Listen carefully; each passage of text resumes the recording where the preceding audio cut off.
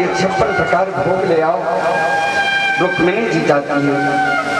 रुक्मिणी जी ने सोचा कि न कृतम पुण्यम अवधूतेन भिक्षुणा। उसके बाद भगवान श्री कृष्ण ने सभी 16,108 रानियों को कहा कि सुदामा, ब्राह्मण सुदामा को प्रणाम करो।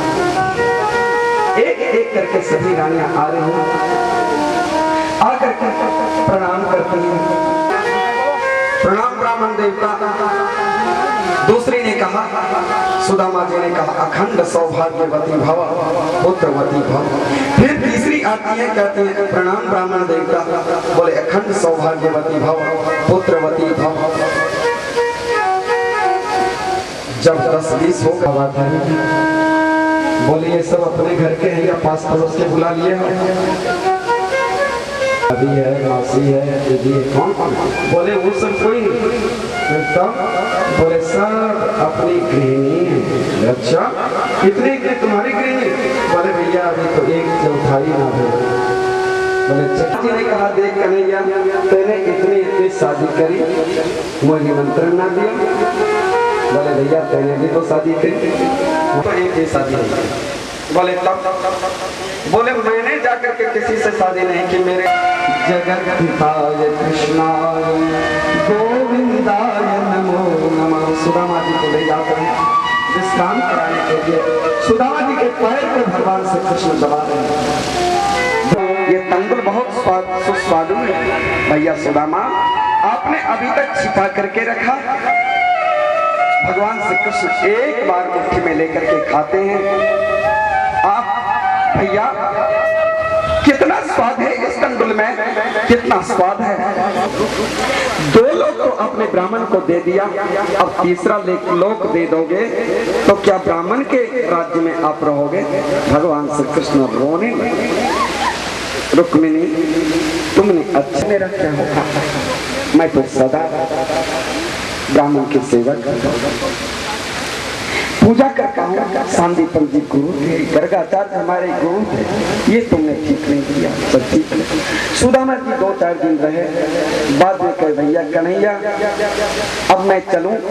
सुदामा जी सोच रहे कि अब तो इसने कुछ दिया नहीं मुझे, मेरे बच्चे भी भूखे मर जाएंगे। भैया कन्हैया बोले हाँ अब मैं चलूं। सुदामा जी सोच रहे कुछ दिया नहीं इसे, कहीं भूल तो नहीं गया। फिर रात्रि में कहते हैं भैया कल मैं जाऊंगा। बोले ठीक है भैया चल जाइयो। सुदामा जी फिर 1-2 दिन के बाद तीसरे दिन कहते हैं भैया अब तो मैं कल जाऊंगा।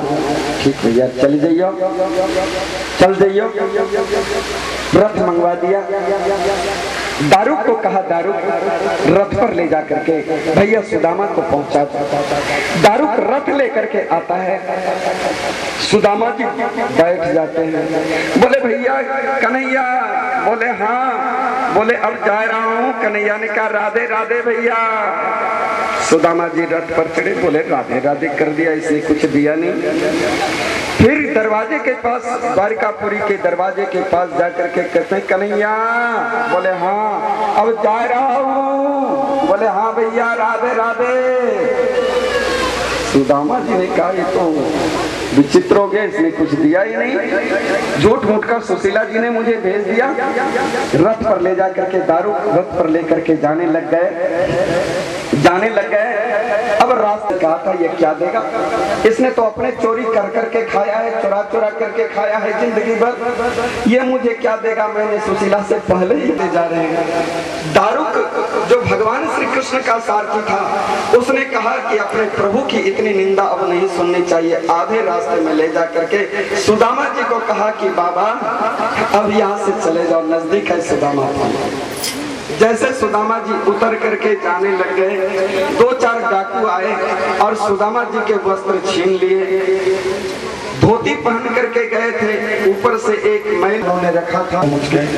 जैसे अपने घर के पास आते हैं, गाली तो नहीं दिया हे भक्त, लेकिन उपालंब बहुत दिया, गाली नहीं देते। वहां आकर के देखते हैं कि मेरी कुटिया क्या है, ये तो बड़ा सा महल बन गया। मेरी कुटिया को किसी ने कब्जा तो नहीं कर लिया। सुदामा जी बैठ करके देख रहे हैं कोई परिचित के तो मिले इस गांव के।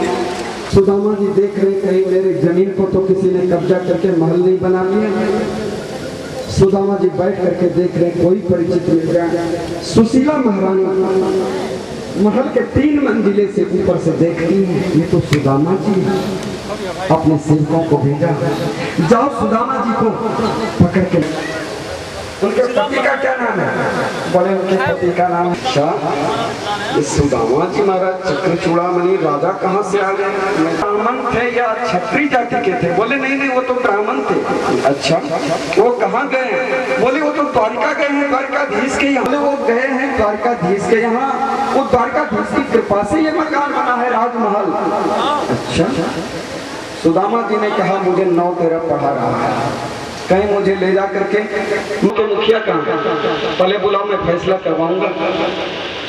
बोले कि मुखिया उनसे बड़ा मुखिया कोई नहीं रहा। तब तक सुशीला जी महारानी आती हैं, परम पतिव्रता नारी। सुशीला जी ने आकर के यहाँ गए थे ना, उनकी ही कृपा से ये मिला है। बोले द्वारकाधीश तुम्हारे ऊपर ज्यादा प्रसन्न हो गए, मुझे तो उसने कुछ दिया नहीं, अब तुम्हारे ऊपर ज्यादा प्रसन्न हो गए। बताओ तुमने कहाँ से ये सब लाया? मैंने कहीं से कुछ नहीं लाया, ये सब द्वारकाधीश की कृपा है। सुशीला महारानी ने बार बार प्रार्थना करके चरण धोया, चरणामृत लिया। उसके बाद सुदामा जी को स्नान वगैरह। मित्र बराबर के होते हैं, इसलिए अगर इधर द्वारिकापुरी है तो उधर सुदामापुरी भी होगी।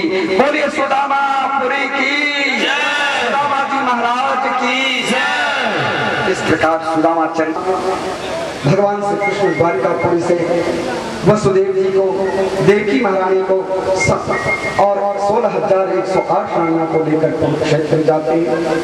वृंदा ललिता विशाखा ग्वाल बाल श्री दामा मन सुखा सुबह ब्रह्म सरोवर में स्नान होगा। वही गाना है, कोई देखते हैं आश्चर्य से, वही गाना है जो हमारे बीच में बैठा करता गाय चलाता है। कैंप वगैरह तो धार्मिक क्षेत्र में परिवर्तित हो गया। उसी तरह वहाँ पर शिविर कैंप वगैरह लगे थे। भगवान श्री कृष्ण आते हैं अपने भवन में, शिविर में प्रवेश करते हैं, व्यवस्था भी देख रहे हैं, लेकिन भगवान श्री कृष्ण किधर देख नहीं रहे। सबके हृदय में कष्ट हो रहा है कि मेरा कन्हैया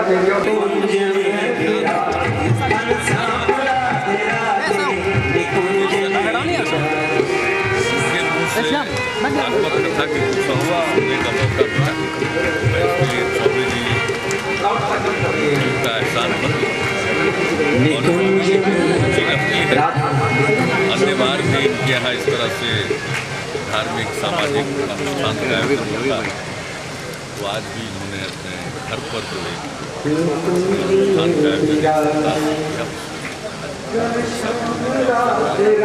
चौबे जी जब अनुष्ठान का आयोजन करते हैं तो इससे जो चौबे जी को शक्ति प्राप्त होती है, ये सबको बांटते हैं।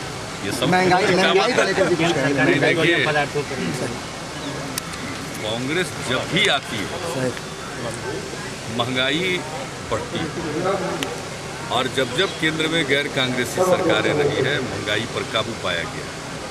ये प्रारंभ से देख लीजिए, जब 77 में जनता पार्टी की सरकार बनी तो महंगाई पर काबू पाया जा सका। एनडीए की सरकार बनी अटल जी के नेतृत्व में तो महंगाई पर काबू पाया। सामने से मार रहा है। कांग्रेस को जब भी सरकार चलाने का मौका मिलता है, नहीं है आम आदमी के नाम पर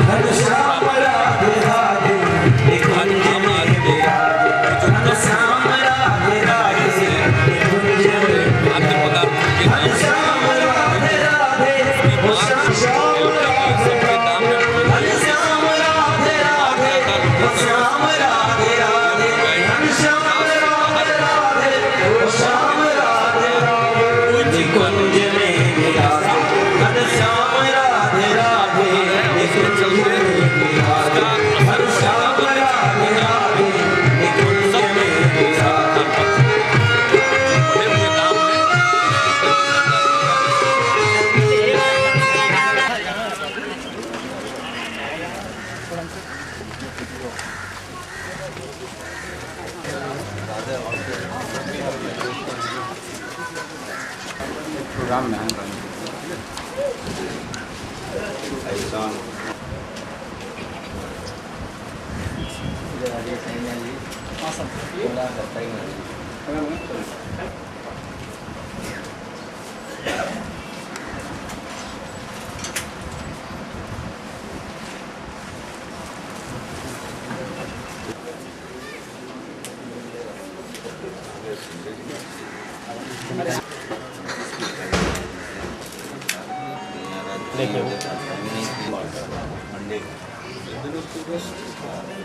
बरसात थोड़ा लीन हो जाता है।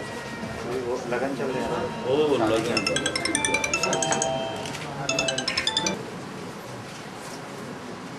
बाहर तो आए कार का जब आ चुका है मेरे साथ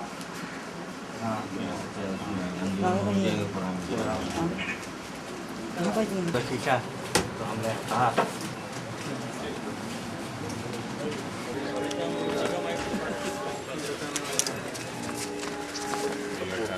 दे दिया नाम लगेगा सब पत्थर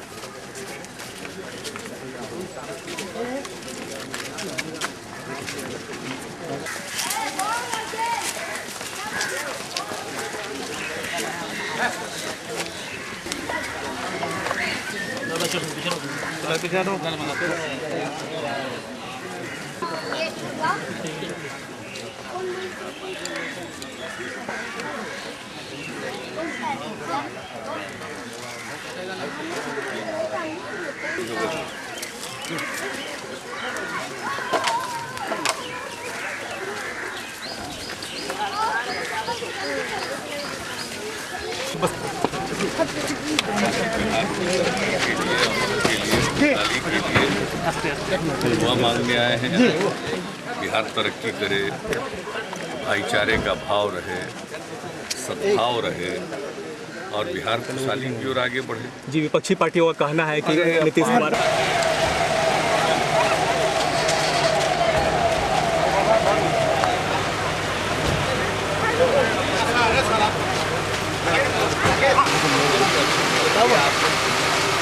हम